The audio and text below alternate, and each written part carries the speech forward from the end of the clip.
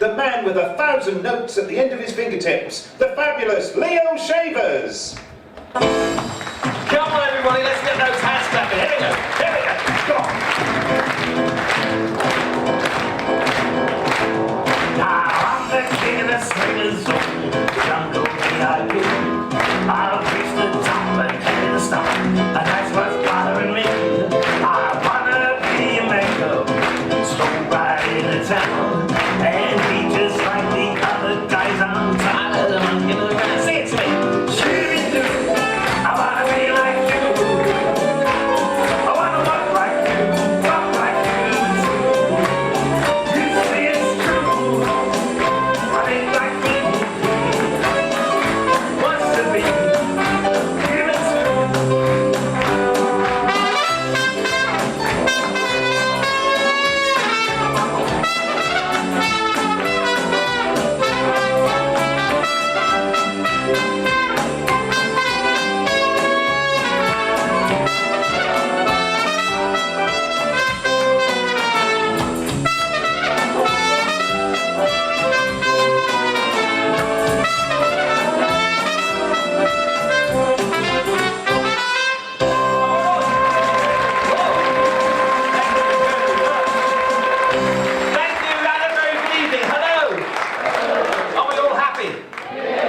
To the point, are we all friendly? Yeah. Of course we are. We're all part of the great big Chroma Christmas happy family, aren't we? Yeah. Talking about Christmas, when I was about that, 10 years old maybe, I said to my mum and dad, can I have a trumpet for Christmas? Because I want to be a trumpet player when I grow up. Do you know what they said? They said, I'm sorry, we can't afford one. I know, but they got me this. They said, son, if you can get a note out of this, we'll get you a trumpet next year. And this, ladies and gentlemen, is what I got for Christmas at 10 years old. Let's see if it still works after all these years. Hang on.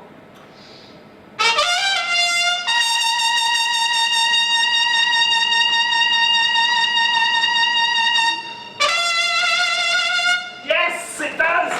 Sometimes they get around the floor. Thank you very much. Now then, in order to do this, ladies and gentlemen, you must now amazingly transform yourselves into a pack of hounds. You are going to be honorary members of the Chroma Hunts, ladies and gentlemen. And in the right places, I want to hear the dogs which go, woof, woof. Oh, you're on the hunt. Go, here we go, woof, woof. Fantastic. And you clap your hands in the right place as we do something so typically British, called the post-horn gallop.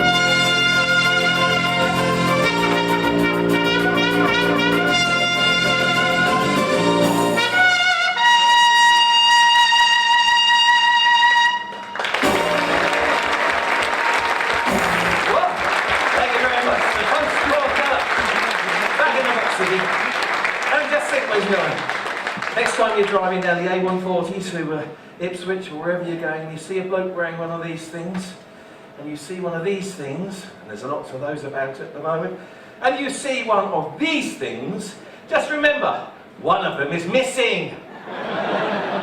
Norfolk Constabulary, it says, and I'll nick that. Let's put that from something typically English, like the post-horn gallop, ladies and gentlemen, to something, oh yeah, come on, out we go. Yeah!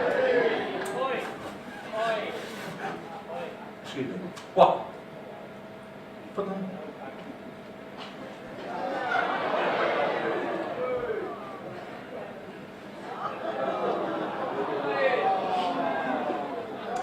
Well, if I can't play the bagpipes, I'll play one of my non-musical instruments. Here we go. Zanussi 421 washing machine connector hose, ladies and gentlemen. When I was a child, my brother and I used to get sent to our grandparents every Christmas, school holidays, wherever. 312 Cavendish Street in Norwich it was actually, and I can distinctly remember on the first Sunday of every month, the local boys brigade would meet in their headquarters and they would march right past our front door on their way to their church parade service. So in the audience here tonight, any ex-boys brigaders? Right at the front, bugles or drums, sir? A bugler, well, my goodness, anybody else? One bugler right at the front, this is going to be great. So ladies and gentlemen, picture the scene.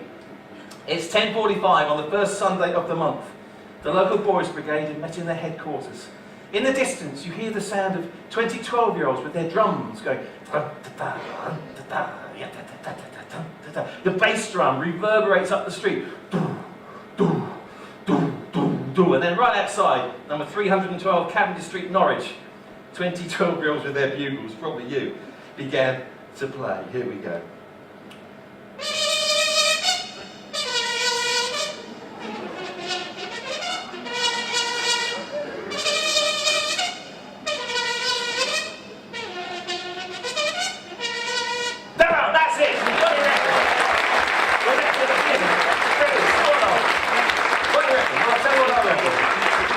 I must get out more. I really must.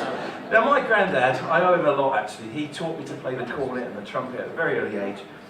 And he told me about the trumpet players of his era. Now we're amongst friends here tonight, so let's share some trumpet players. There were people like Nat Ganella. Anybody? One or two? Yeah. There's more famous people. Harry James. What a great man he was. And then there was a bloke from up north somewhere. Preston Way. What was his name? Eddie somebody. Eddie. Sorry, Eddie. Eddie Calvert, the man with the golden trumpet, yes. So I thought I'd play for you this evening the most famous trumpet tune of all time. Now I may get a little emotional in the middle of this tune, because this was, ladies and gentlemen, this was my mum's favourite tune. My mum's not dead, it's just not a favourite tune anymore. So ladies and gentlemen, for your listening pleasure, and for my mother waiting for me to play this back home in Ipswich Nil, the most famous trumpet tune of all time. Thank you.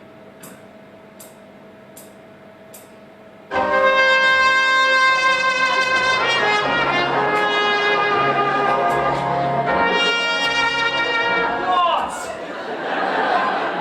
It's got to be, hasn't it?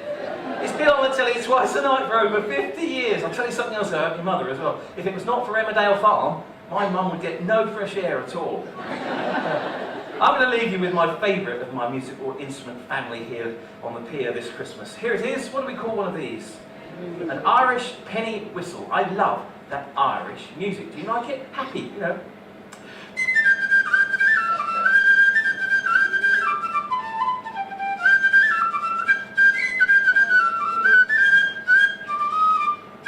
Hey, I know that sound, don't you?